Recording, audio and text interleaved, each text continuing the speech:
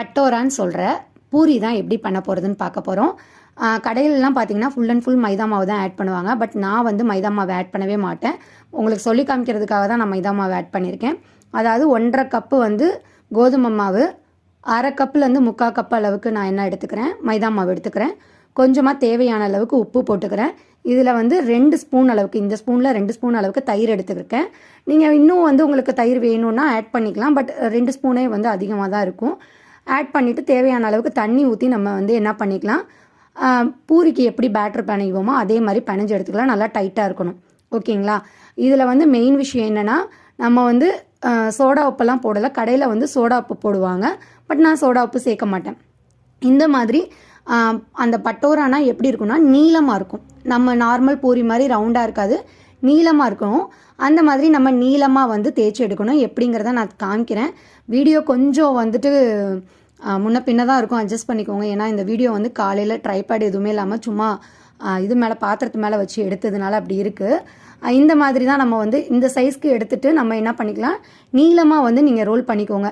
ப்ராப்பரான பட்டோரா செய்கிறதுக்கு வந்து கொஞ்சமாக வந்து பேக்கிங் சோடாலாம் யூஸ் பண்ணுவாங்க. நம்ம எதுவுமே யூஸ் பண்ணல. ஏன்னா குழந்தைங்களுக்கு கொடுக்குறது ஹெல்த்தியாக கொடுக்கணும் இல்லையா? அதனால் நான் மைதாமாவே ஆட் பண்ண மாட்டேன்.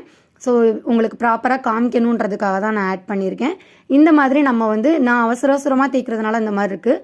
இதுவே வந்து கொஞ்சம் ஒரு 5 மினிட்ஸ் விட்டுட்டு, நல்லா ஒரு 5 மினிட்ஸ் விட்டதுக்கப்புறம் நம்ம வந்து இந்த மாதிரி தேய்ச்சோம் அப்படின்னா நீட்டாக வரும். இந்த மாதிரி எல்லாத்தையுமே நம்ம தேய்ச்சி எடுத்து வச்சுக்கலாம். இது வந்து நான் ஃபுல்லாக தேய்ச்சி எடுத்துகிட்டு நான் உங்களுக்கு காமிக்கிறேன். இது எவ்வளோ தின்னாக இருக்கணும் அப்படிங்கிறதையும் நான் காமிச்சிடுறேன். நீளமாக இருக்கணும், அதே மாதிரி தின்னாக இருக்கணும். அதுதான் வந்து இதில் மெயின். அதே மாதிரி பார்த்தீங்கன்னா ஸ்கூலுக்கு வந்துட்டு டிஃபன் பாக்ஸ் சின்னதாக இருக்கும். நான் உங்களுக்கு காமிக்கிறதுக்காக இப்படியும் காமிச்சிருக்கேன்.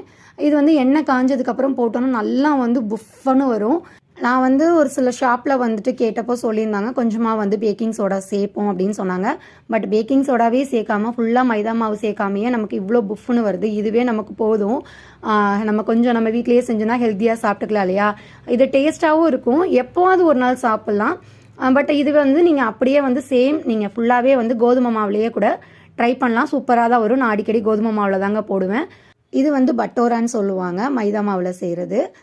நம்ம இது வந்து இதோடு சேர்த்து நம்ம சோலே கிரேவி வச்சு சாப்பிட்டோம்னா டேஸ்ட்டு சூப்பராக இருக்கும். அதுதான் சோலே பட்டோரான்னு சொல்லுவாங்கங்க. இங்கெல்லாம் வந்து நார்த் சைடில், அதாவது எல்லா டெல்லி அதே மாதிரி இங்கே பஞ்சாப்லாம் பார்த்தீங்கன்னா சோலே பட்டோரா வந்து நிறையா பேர் விரும்பி சாப்பிட்ற ஒரு டிஷ்ஷு தான்.